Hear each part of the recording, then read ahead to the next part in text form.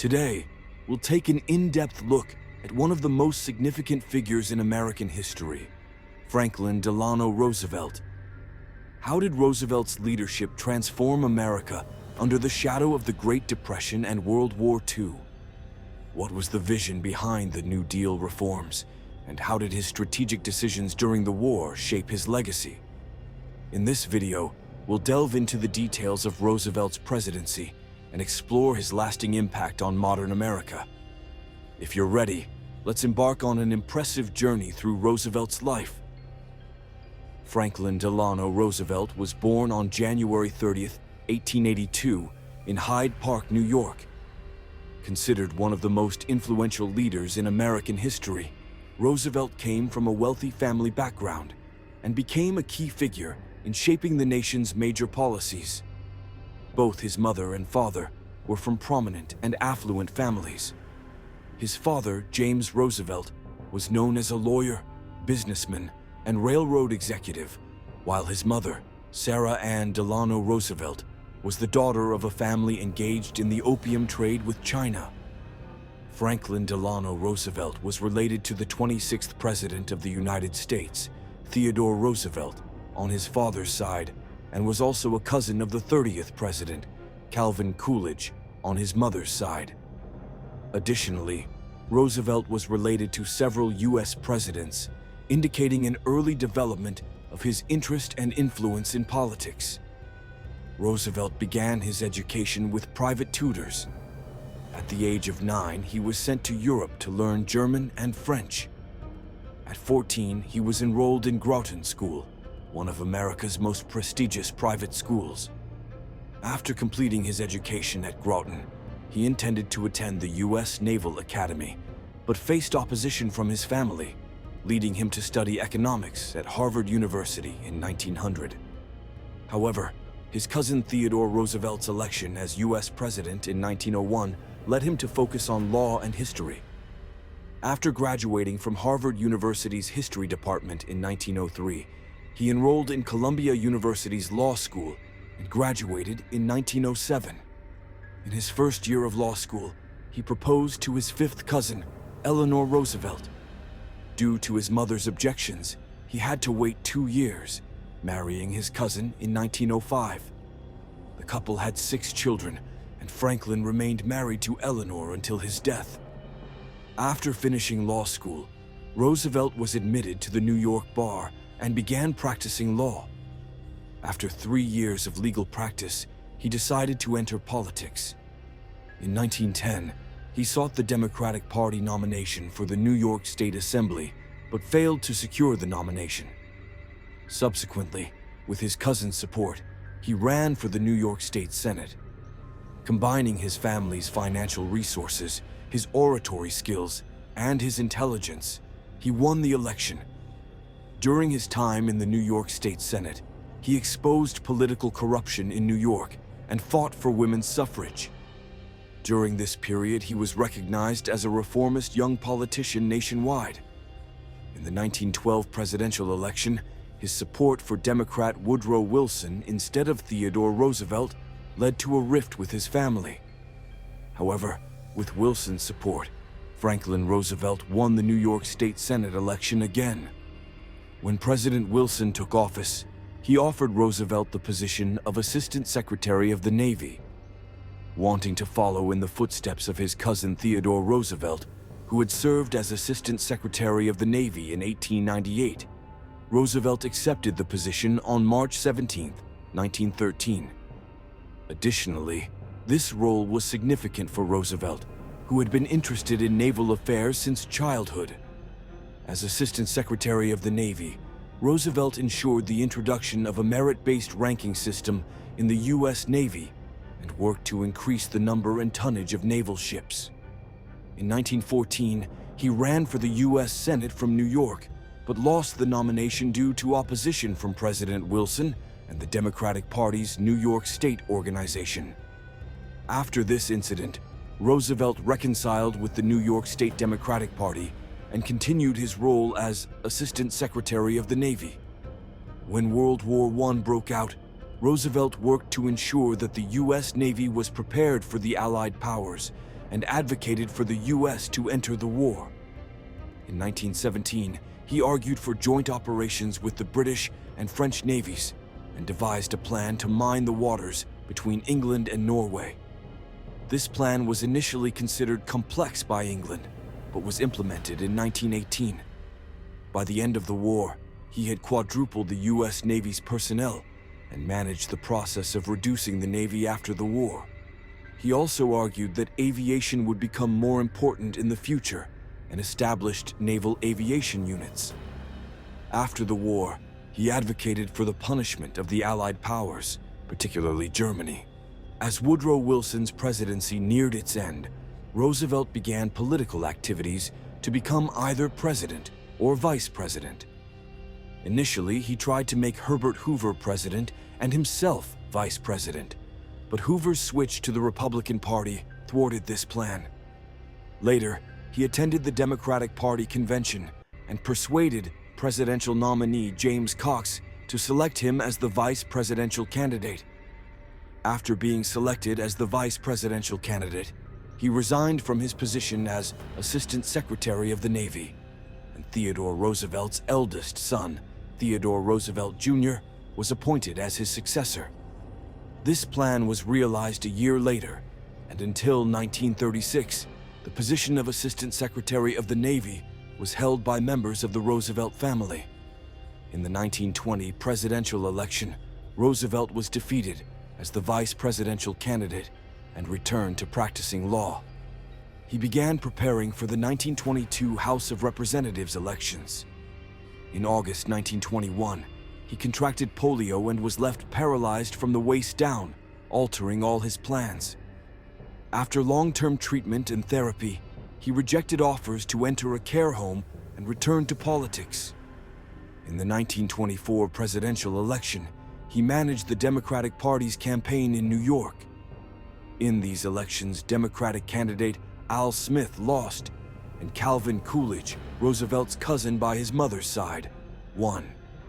Roosevelt also managed the Democratic Party's campaign in the 1928 presidential election and was offered to run for New York State governor. Initially, he declined this offer, but upon being formally nominated by the New York State Democratic Party, he accepted. After an intense campaign, Roosevelt was elected as the governor of New York. Meanwhile, the Democratic Party lost the presidential election again. A few months after starting his role as governor of New York, the New York Stock Exchange crashed, leading to the economic crisis known as the Great Depression. To combat the crisis, he provided temporary jobs and unemployment assistance to the unemployed through government agencies. He also ensured the protection of New York's forests and provided electricity to many settlements in the state. These efforts gained public support, and he was re-elected with record votes in the 1930 gubernatorial election. Re-elected as governor of New York, Roosevelt began to be recognized as a leader who did not shy away from taking bold actions, gaining increasing popularity. Seeing that President Herbert Hoover's economic policies were inadequate to overcome the Great Depression, Roosevelt ran for president as a Democrat in the 1932 presidential election. In June 1932, he was nominated as the presidential candidate at the Democratic Party convention, although he had to make some concessions to the party leadership. Entering the election campaign quickly, Roosevelt traveled across the country, promising the American public an exit from the economic crisis and a new order. He won the election with 57% of the vote and became the 33rd President of the United States in 1933. He promised to deliver results within his first 100 days in office and obtained broad powers from Congress, using this period to implement a series of reforms known as the 100 Days Reforms. The primary goal of these reforms was to address the economic crisis caused by the Great Depression and to restore hope to the American people. Roosevelt's economic plan, known as the New Deal, was based on three main principles: relief, recovery, and reform. The plan aimed to make fundamental changes in both the economic and social structures. First, He sought to restore public confidence in banks by reorganizing the banking system. To this end, he initiated a bank holiday in 1933, temporarily closing all banks and allowing only inspected banks to reopen. That same year, the Emergency Banking Act was passed, which provided necessary regulations for banks to resume operations and increase the government's oversight of banks. Additionally, Roosevelt launched various programs to combat unemployment. Programs such as the Public Works Administration and the Civilian Conservation Corps provided temporary jobs for the unemployed and carried out public infrastructure projects across the country. The PWA financed large construction projects, while the CCC offered opportunities for young people to work on conservation and public projects.